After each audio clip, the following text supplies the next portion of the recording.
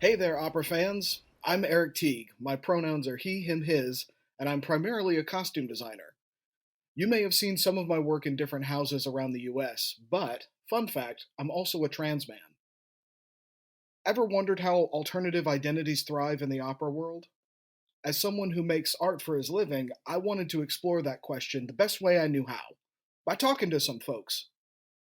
On this show, I'll speak with other artists who exist under the rainbow umbrella and talk about life, work, and what makes us shine the brightest.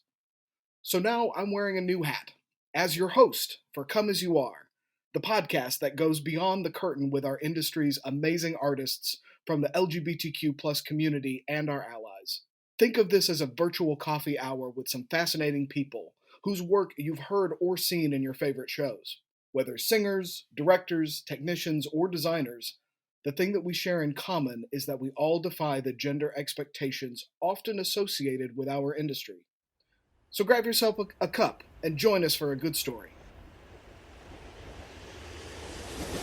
I'm so happy to have a truly special guest on the show today. Opera fans will have seen her light up stages across the United States and Europe. Award winning mezzo soprano, featured in the New York Times as opera's nose studded rock star, the Jamie Barton. Welcome to the show, Jamie. Thanks for joining us. Thank you. Thank you for having me. I'm so happy to be here. Yeah, this is awesome.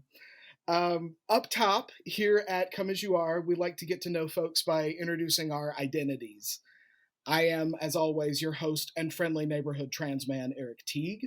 My pronouns are he, him, his. How about you?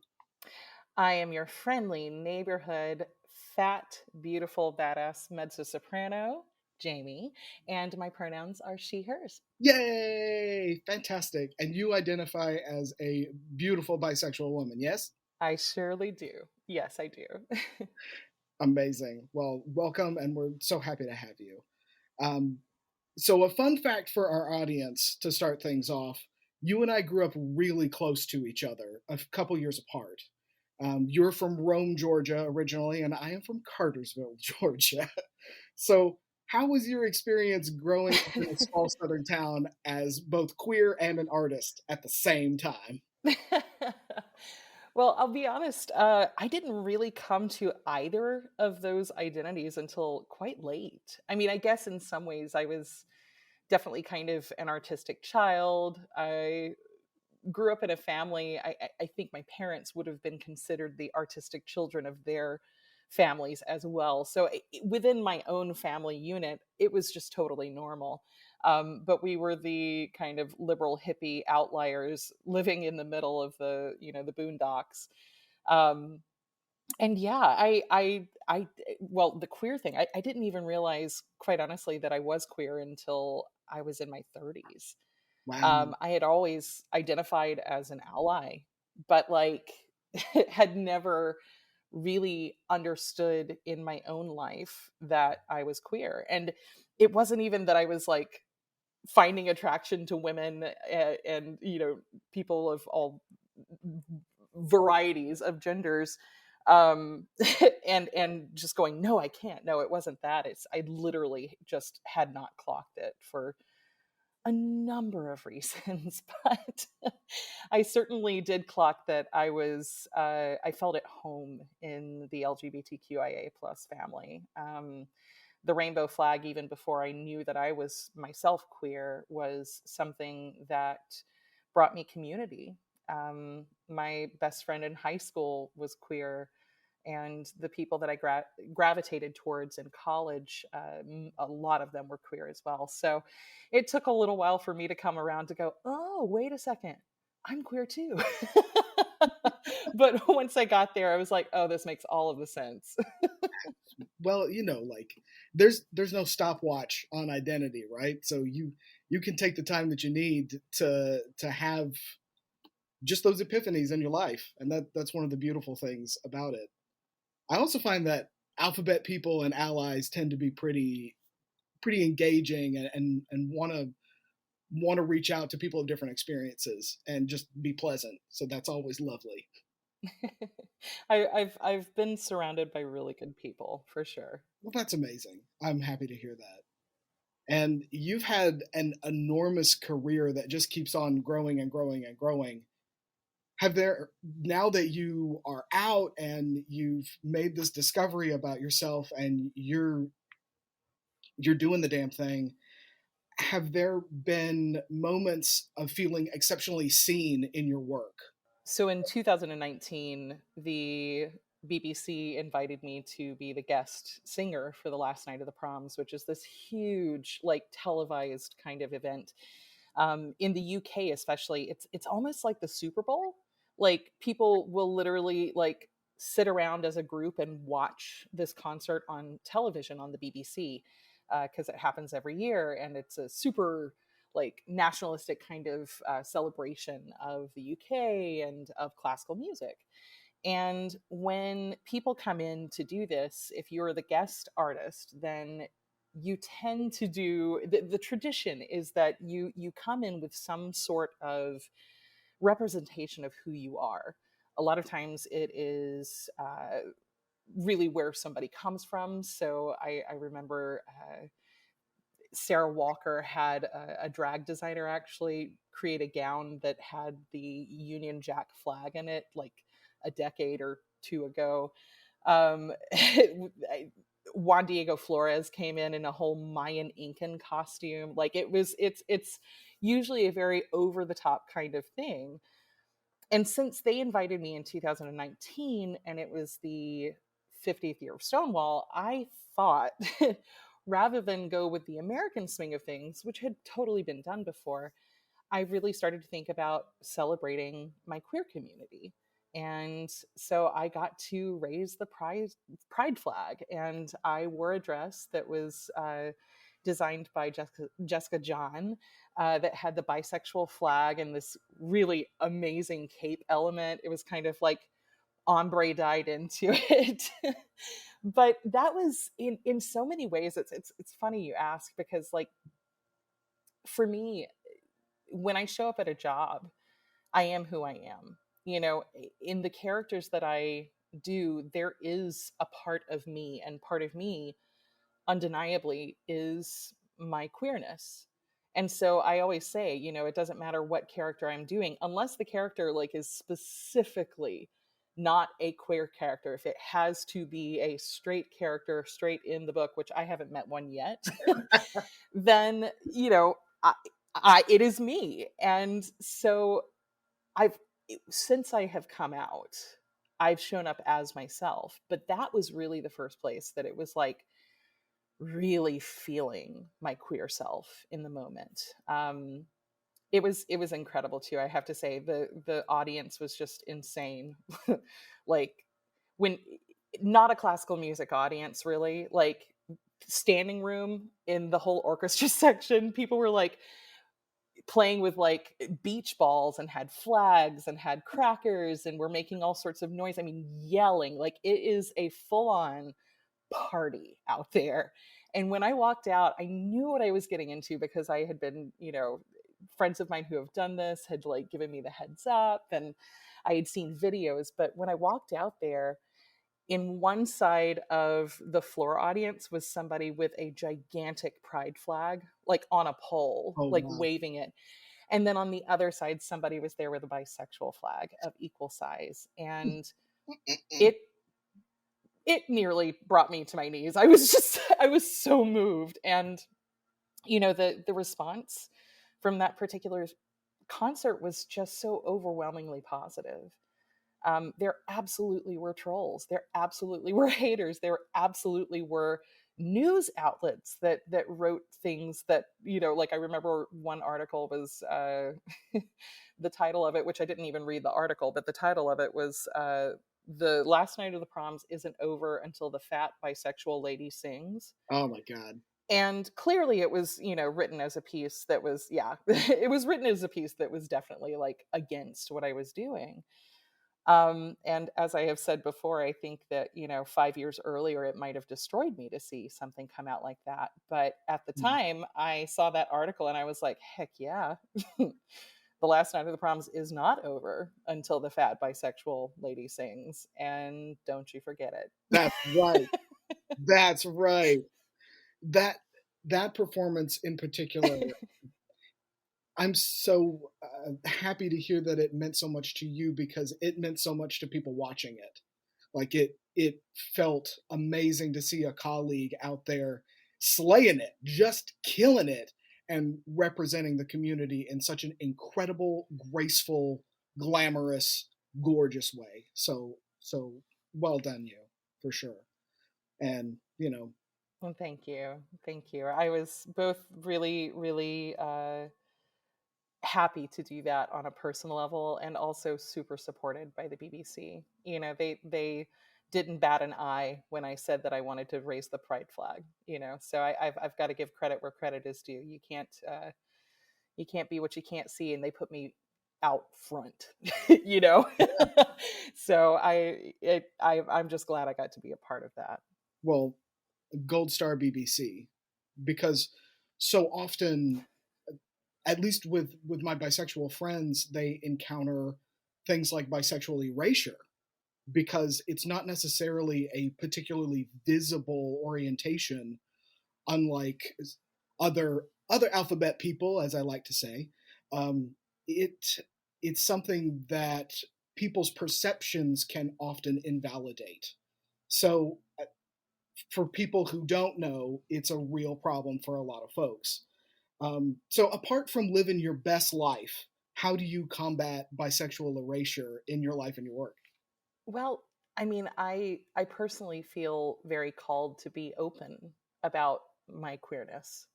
Um, you're absolutely right. The bisexual erasure is a real issue, and I think a part of the issue is the fact that there are so many people who are bisexual who are living in what looks like a straight relationship, and it's just easier to Mm. not have to answer all the questions, and you know to not have to justify the fact that you're bisexual and in a relationship with somebody of the opposite sex. But I very strongly believe that I might have come to this, I might have understood my own bisexuality earlier if I hadn't been told by so many directions in my life that bisexuality is a myth, that, that bisexual people are just greedy, that bisexuality is a bridge to actual queerness. And none of those things are correct. None of those things are correct. And they all invalidate the experience of people whose, quite simply put, whose attraction to other people has nothing to do with gender, where gender is just not a factor. um, so I think I am really, that's one of the reasons I'm so loudly, living my queer life, is because I want other people to understand that they're not alone. If you are a bisexual person and you haven't come out because you're worried about the stigma, I want there to be at least one voice out there that's going, hey, you're valid, your sexuality is valid, and you have community. So come on over. The Rainbow Mafia is really fantastic. Come on. And what an incredible voice it is. That's amazing. I often find that similar sentiment dovetails with my decision of why I wanted to be very open about being trans, because it was something that I didn't really talk about for a long time. But as you said, that visibility to someone else hopefully will mean something, because I didn't have a lot of those people when I was coming up Yeah. either. So that's amazing. That's Yeah. really fantastic. Yeah. I mean, I know that we grew up at the same, in the same area and basically at the same time. Yeah. But like, tell me if your experience was similar to mine. Like, queer culture where I came from was like basically like you're either straight or you're Will and Grace. You're either completely straight or you are very gay, and Mhm. there's nothing in between. Yeah. And the fact of the matter is that there's a reason that the rainbow flag has all the colors, has all the letters. You know, there are so many identities in that queer umbrella, and I'm so glad that we're living in a world now where, you know, I talk with the younger generation, and it's so inspiring, and so it's inspiring on a life level that there is a whole generation of kids who feel just totally free to explore who they are and to identify how they identify without the social strictures that I think you and I probably had, you know, Yeah. in our coming up. So yeah, it's important. It is important to be able to see that your identity is a real thing. And so Yes. I'm glad that you are living loud in that kind of way too. Oh, for sure. I had so many people also tell me that this trans thing is just because you couldn't hack it as a real lesbian, and some very, very, Oh I my think, hateful to god. lesbians comments like that. Um, and the same kind of nonsense gets lobbed at bisexual and pansexual people all the time.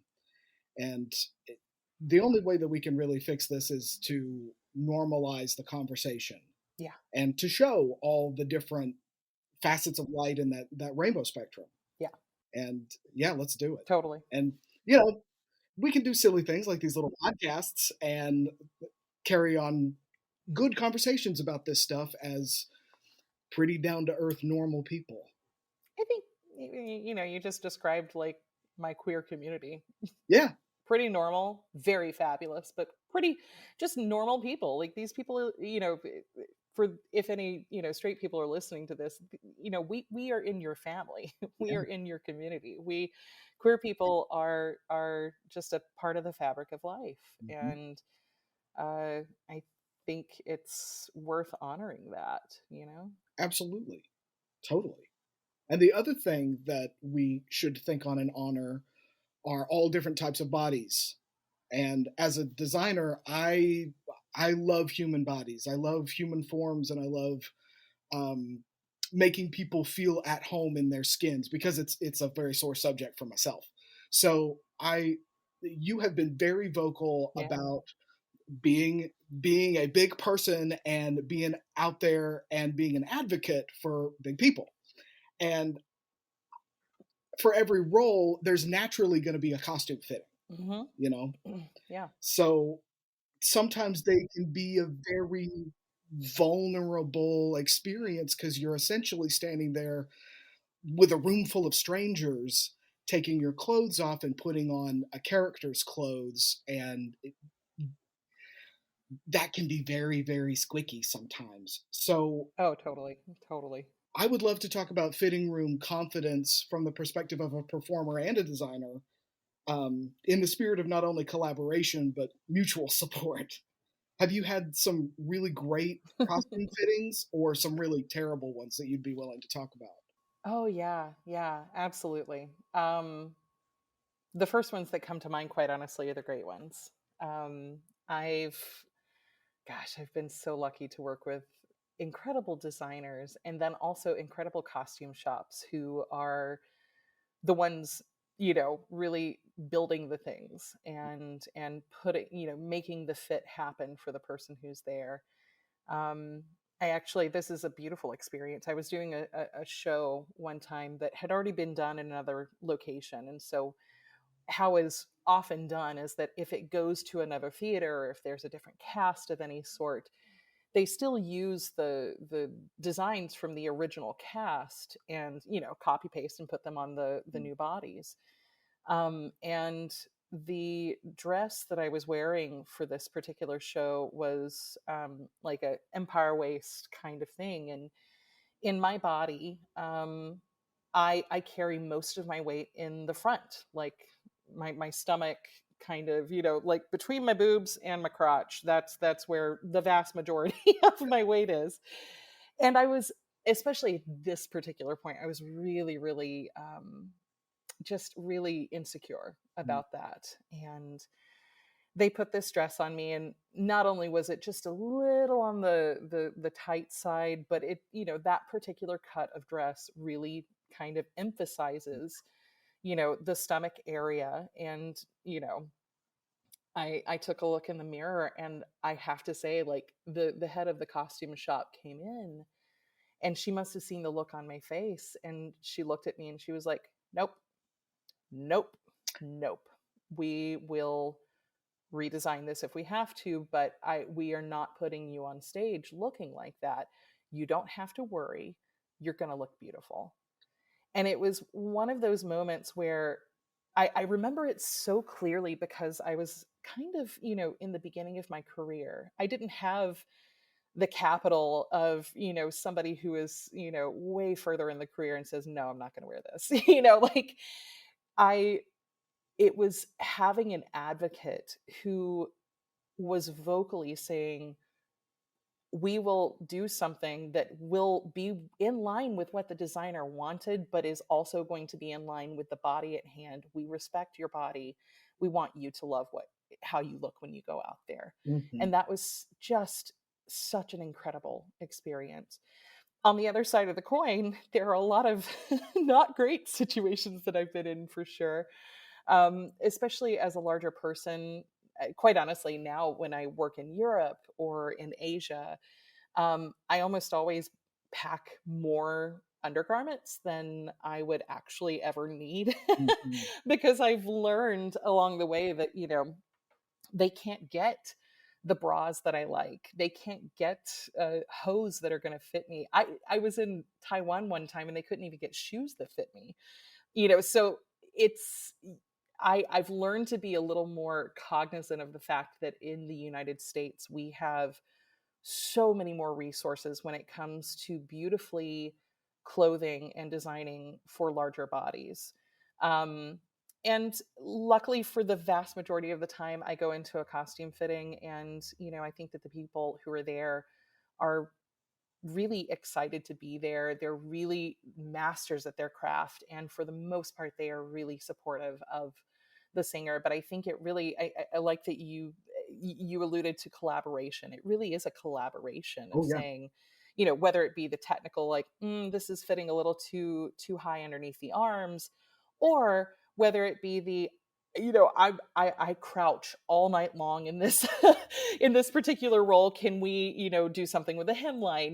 It could be those technical things, but I think it also is, within reason of the design, because of course the designer is an artist and it is an element of the show, and I want to honor the ideas that have come forth, but the best designers that I've worked with are the ones who are willing to look at my body and say, "Okay, cool. I designed this for a different body. No problem. We're going to make some adjustments." And, I'm lucky that we live in a time where the costumers and the designers are that generous. Absolutely. I mean, I find also the most fruitful collaborations are those moments with a performer, and the drawing is not sacred. That's the thing. The art is the sacred part. The human that's embodying the character, Hmm. going out there putting everything on stage emotionally and musically and technically needs that support. You got to go out there with the confidence knowing you look like $1,000,000 no matter what the design is. If it's potato sack time, it's going to be a great Yeah. potato sack and you're going to feel awesome in it. So, yeah. Oh, heck yeah. I mean, some of my favorite costumes have not been the glamorous ones. Like, I think back to the Rusalka that I did in San Francisco. It was a David McVicker production. And when I tell you that my Yeji Baba, the witch character that I sing in that, I literally, part of the getting ready process was taking a Sharpie to my teeth. Like, when I tell you, like, she was grody. They even had these prosthetic fingers that, I mean, they were just gigantic sausage fingers that were a bit longer, and it was all in the service of telling this story where this witch is just elemental. She's of the earth. She's also kind of gross. I love that. That's actually one of my favorite things. Like, when I get to play one of those roles where I don't have to be like the pristine queen or something like Yeah. that, like, I actually kind of love those costumes a lot. They're the most fun to do because that transformation is awesome. And then you can leave it at the end of the Mhm, night, you know? You cease to be that character when you mhm. walk off stage and get out of the getup. I love that. I mean, Mad Max and Guillermo del Toro have deep places in my heart. So, the Jenny Bevan dirty, dirty, dirty diesel punk design, I'm there for it. And you can see that in a lot of my opera stuff too, not gonna lie. I have definitely seen that in your stuff, and I love it. Like, oh, I love that Mad Max reference. That's fantastic. Hey, dirty is fun and recycling is fun too, even in clothing. So Oh yeah. we're talking about bodies. So let's talk about body modification a little bit. Because as the New York Times so eloquently said, you've got a sweet nose piercing in a classical art field. Yeah. And every time I see you, you have beautiful purple hair with a nice side shave. So tell us a little bit about your journey of saying, you know what, I'm just going to be me, and the casting director can deal with it.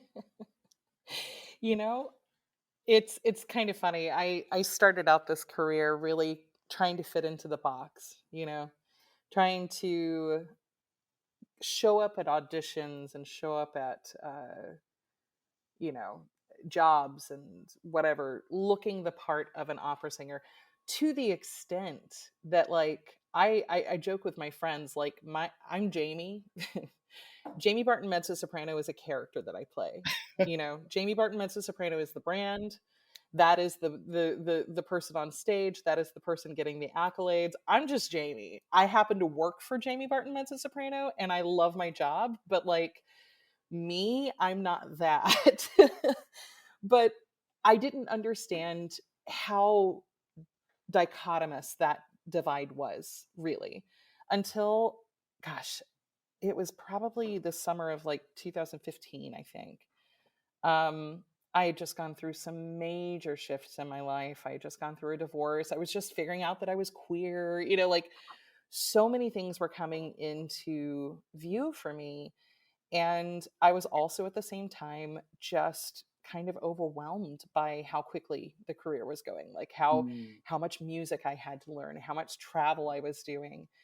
And I got to the end of the year, and I remember I called my publicist. I was in a cab on the way into New York from the airport, and I texted, actually, my publicist, and I said, "Hey, so it's the end of the season, and now I want to shave half of my head and dye the rest of it purple and get all, like, 20 tattoos and a whole bunch of facial piercings." And she wrote me back and she said, "Okay, why don't we pick one of those and just just do one." And hilariously enough, I ended up picking the nose ring, and she was the one who booked the appointment. She went with me, and we both got nose rings that night. Wow. Now, that is, props to an amazing team member of mine, Beth Stewart. That was her showing up for me and going, "It is totally cool to be your authentic self, and I support that." Mm. But that drive, that craving to shave off half of my head, get 20 tattoos and a whole bunch of, piercings, was from the deficit of being able to be myself, or feeling like I was able to be myself. And I realized that for me, I needed that. Like, Mm. we spend so much of our time not on stage. I spend so much of my time in my practice room around, family and friends. Or if I am, like, in pre-pandemic times, traveling most of the year, I spend so much time in the rehearsal room. And then we only have, like, 5 or 6, maybe 7 or 8 shows, so, like, it's actually not a ton of time on stage comparatively to the work that goes into getting there. And it just became really, really clear to me that I needed to honor myself in whatever form that was, in a way that isn't going to detract from, the craft. And what I found is that leaning into that and just embodying my own style, kind of becoming the version of Jamie I wished I could be in high school, is, you know, Hi, my cat River. River is saying hello. Um, but, being the version of myself is so important to being an honest artist. Now, I want to give, credit where credit is due, or reality where reality is due. I had gotten to a place in my career where I had the I had the privilege to Mm. be able to do that. I had already started to make a name. I had already, really cemented where I was in the career, and that went into it. I get a lot of questions from younger singers about, like, okay, is it okay to have creative color hair? Is it okay to have piercings? Is it okay to have tattoos? And in my mind, yeah, absolutely. It is important to be yourself to the, extent that you can, because that translates into being a more honest artist. That translates into having more balance in your life, to where you're not just giving, 23 out of 24 hours of the day to the craft, which is wonderful, and we're all happy to be a part of it. But it's so important, I think, for myself and my own sanity, just to be able to be myself outside of this. That is the truth right there. Having that personal ownership of the skin that you're in is crucial to being an available and open and willing to be vulnerable artist. Jamie Barton, icon in all ways. Again, thank you so much for taking the time to be with us today and share some of your story. You're a truly magical human, and I'm glad to know you. They absolutely same in return. Mwah. You, our dear listeners, can keep up with Jamie's work at jamiebartonmezzo.com and take a look at my design work at erikteaguedesign.com and Oppergeist on Etsy and Instagram. If you've enjoyed today's episode, please like and subscribe. Many thanks to the Atlanta Opera for making this program possible. We're happy to be one of several podcasts produced by the Opera, so please check out the other shows on the network: The Business of Opera and Blink Opera. That's all for now. But remember, y'all means all. So come as you are, and your spotlight is waiting. Bye, y'all.